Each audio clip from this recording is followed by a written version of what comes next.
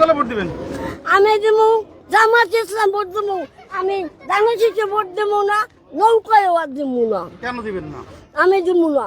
কেন দিবেন না? দেবো না, যার শাসন নাই, কোনো আচার নাই, কোনো বিচার নাই, কোনো বিবেক নাই, কোনো আদালত নাই।